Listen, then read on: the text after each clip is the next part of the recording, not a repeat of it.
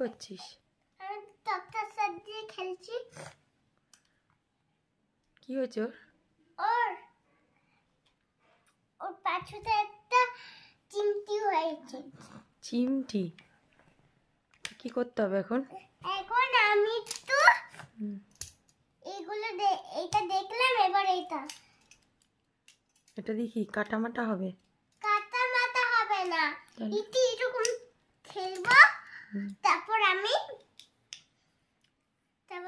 এইরকম তিলবো এটা দিয়ে। কর কর দেখি কি করবি। করলাম, হয়ে গেছে।